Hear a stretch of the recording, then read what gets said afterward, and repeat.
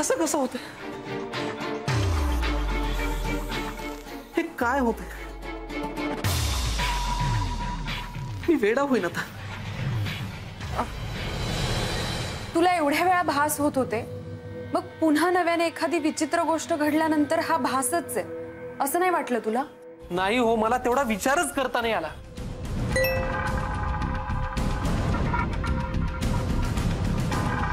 मी खरंच खूप गोंधळून गेलो. मला काही कळत नव्हतं, कुठला भास काय सत्य मला काहीच कळत नव्हतं. ते सगळं ठीक आहे. मला सांग, डॉक्टरांनी दिलेले औषधाचे डोस वेळच्या वेळी घेतोयस तू? काल संध्याकाळपर्यंत मी घेत होतो, पण नंतर मी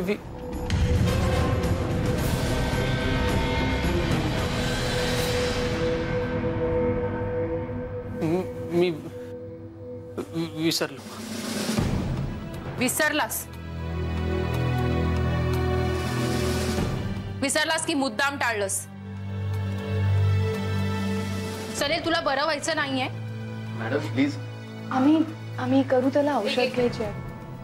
याला कसं हँडल करायचं हे डॉक्टर केतकरांनी मला सांगितलंय. तुम्ही प्लीज उगाच सिंपती दाखवू नका. असा कसा विसरलास तू औषध घ्यायला? की तुला भासच होत नाहीये, त्यामुळे औषध घ्यायची गरजच नाहीये हे तुला माहितीये? हो, असं का बोलताय मॅडम तुम्ही? मी का खोटं बोलीन तुमच्याशी? सलील, का करतोयस असं? तुला बरं व्हायचं नाहीये का? प्लीज माझ्यावर विश्वास ठेवा. कुकरची शिट्टी वाज. कुकरची शिट्टी? मग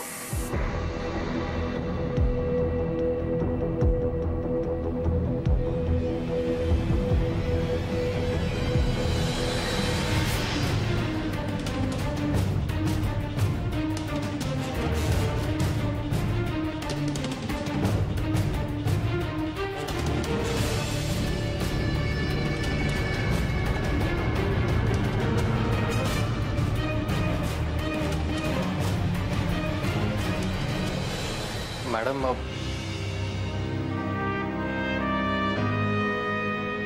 मी गॅस बंद करू नये.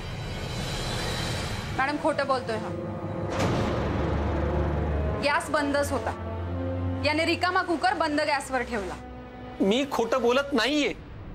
मला खरंच असं वाटलं की मी गॅसवरती कुकर ठेवलाय आणि असं वाटलं म्हणून मी आत गेलो गॅस बंद करायला. पण मला असं का वाटतंय? का होतं हे माझ्यासोबत? माझा खूप गोंधळ झाला हो. मी वेडा झालोय का? की तुला भास होतात हे आम्हाला पटावं म्हणून वेडाचं नाटक करतोयस तू? नाही, माझ्यावर विश्वास ठेवा. माझ्यावर कुणीतरी विश्वास ठेवा. मी खोटं नाही बोलत आहे, प्लीज. यावर माझ्याकडे एक उपाय.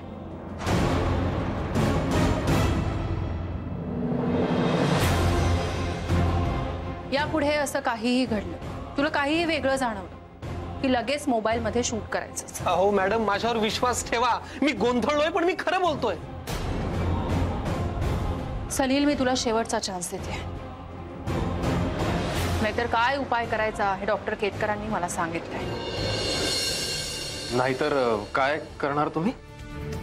ते वेळ आल्यावर कळेल.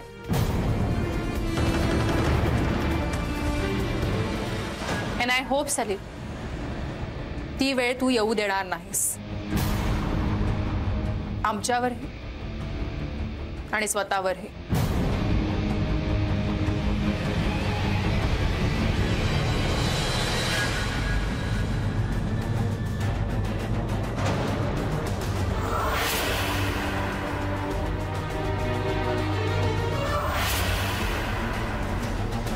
यापुढे असं काहीही तुला काहीही वेगळं जाण की लगेच मोबाईल मध्ये शूट करायचं.